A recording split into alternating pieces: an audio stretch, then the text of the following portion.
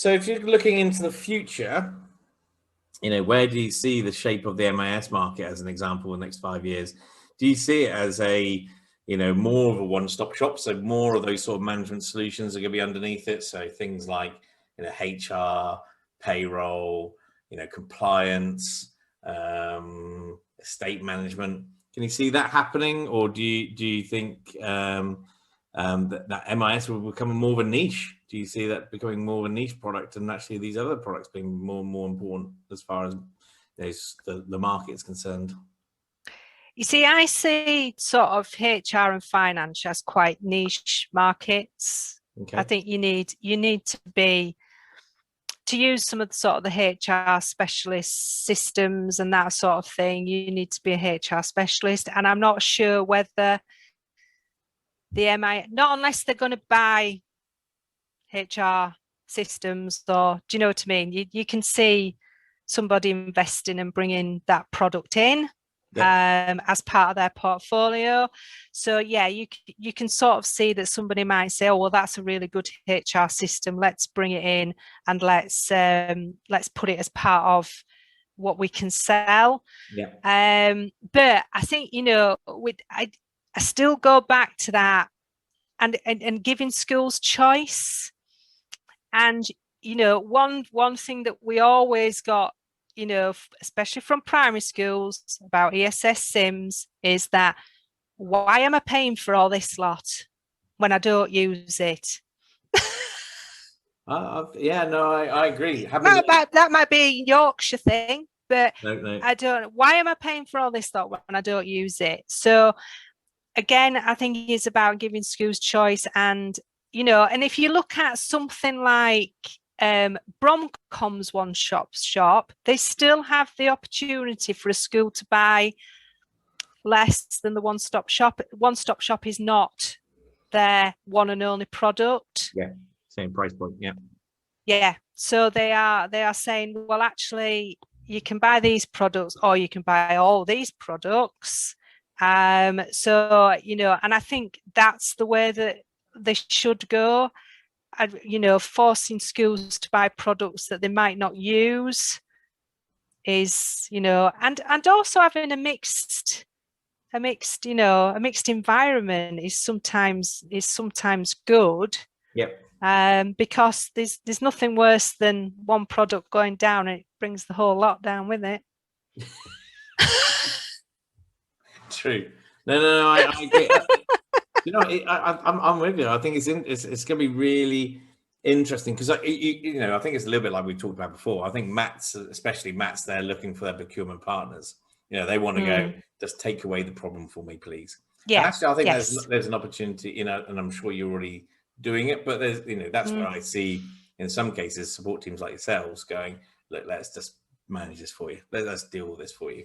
Yeah, which is one of the reasons why we did the framework was, you choose the product, but we'll just manage it all for you. I'll manage your invoicing, I'll manage it all for you. And all you have to do is decide which one you want, and we'll install it and get it up and running for you. Yeah, absolutely. And I can easily see that happening more and more. And I think, that model that you sort of introduced, as it were, I think is really important. I think going forward into the future, especially maths. And then you have the opposite, which is, I agree again with, some smaller schools. Again, we've talked about it, and maybe smaller federations where they're going, actually, we do want that massive best of breed. In which case, you almost want a platform as an MIS, which then other things bolt onto. Yes. Yeah. Definitely. Yeah. Interesting. Which one wins, or which one, or maybe the market is always going to be that fragmented, that they're basically there's room for both types of approaches. I think there is room for both, and I think if the market changes to the one where it is a one-stop shop, then I have a feeling that somebody somewhere will start to build just the individual ones. Yeah. Do you know what I mean? And start to sort of get, market traction that way. So it's it's interesting to see how these companies will decide what they want to do, and how that will affect the market in a way that is either good or bad. Yeah.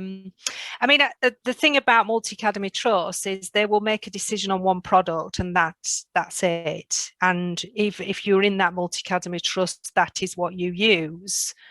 And I think that's the market is seeing that, and the market is saying, right, if we can get in here and we can get all our products in here under that one-stop shop, then that's where we need to be, because that's where the market is.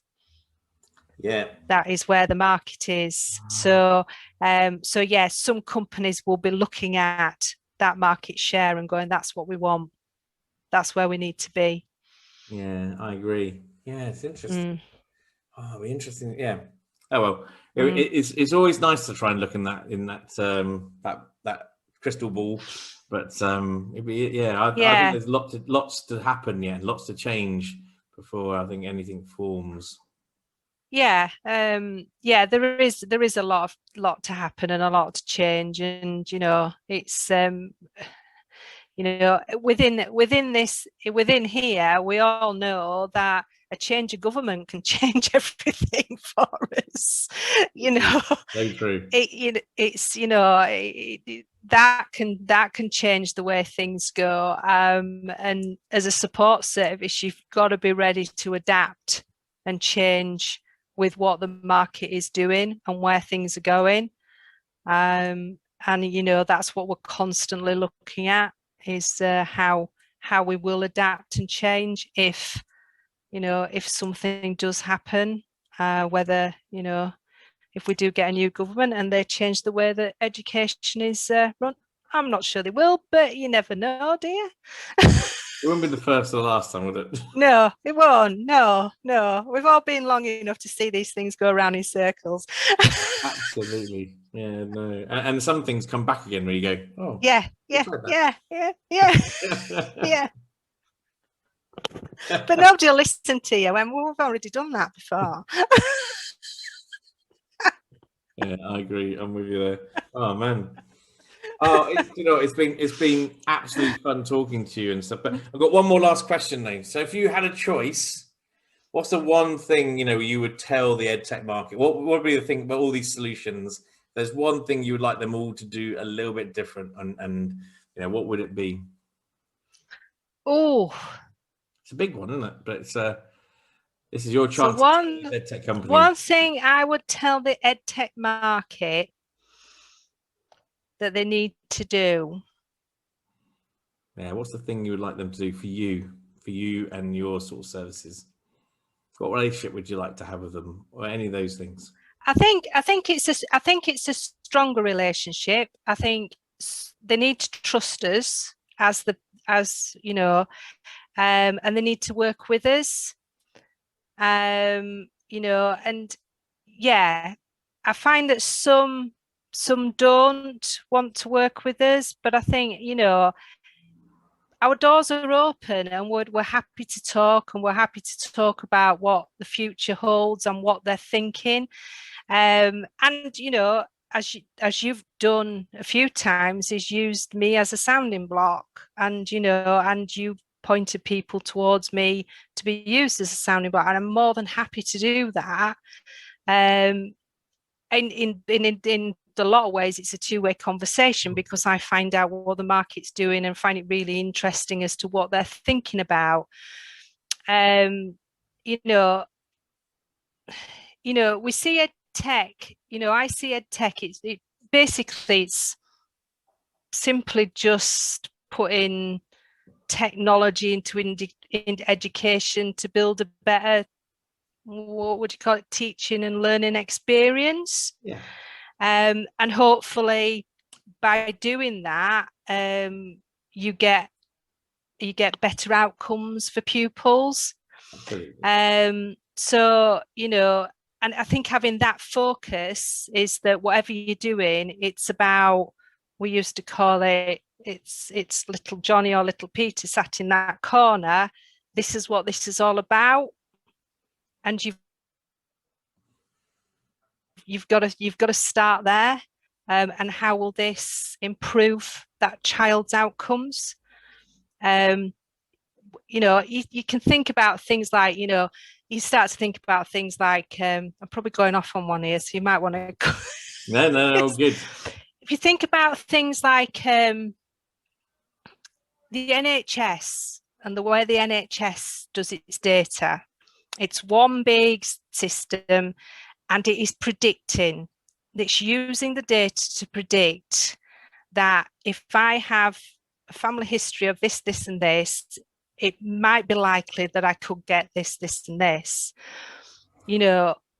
As EdTech and MIS, is there anything about, predicting from a child's upbringing, where they live, their culture that they live in? Is there anything predicting what the outcome of that child could be, and how can we change that? Because the NHS will say to me, oh, well, you might get this, so you need to take these, or you're all right with that, that's not a problem. But, being able to predict what that child outcomes could be, and being able to change that is really powerful. And taking that data to another level is, I think, where they need to be. I'm with you 100%. So this is an area of quite passion for me, and I'm with you. I think the amount, and this is the reason for those open APIs from my perspective. Yes, yeah. Everyone should be able to have that data to make those decisions. You should be able to go based on the demographic and the geographic sort of information that you have. The likelihood of this happening to the child, the outcomes are this. Here are some interventions that have worked here, in these different, with the same demographic, same geography, maybe, but ultimately different school. I think it's really powerful for schools to have that information. How they act upon it, totally agree. They're the professionals. They should make that decision. Yeah. But at least they have the information. I think it'd be amazing. That's right. Yeah. EdTech, the EdTech market is massive, and having software there that has evidence behind it, and that evidence is within some sort of system or database that can tell you, well, actually this piece of software will actually help you do that, then that's where it should be. That's where they should be, that that big data. And whether that is feeding things into a big central database somewhere or something, or the actual MIS systems taking that to the next level, and that the data's being fed into those MIS systems, I'm not sure, but I think that's the way that they should be thinking, around pastoral care and all that sort of thing. And so yeah, sorry, I've probably gone off. No, I think that's amazing. And actually, do you know what I think it's what this highlights is that EdTech companies do need to be talking to the likes of yourselves. The main reason being, there's two reasons. One is you understand EdTech probably better than schools to a degree, and because ultimately they're there to support the learning more.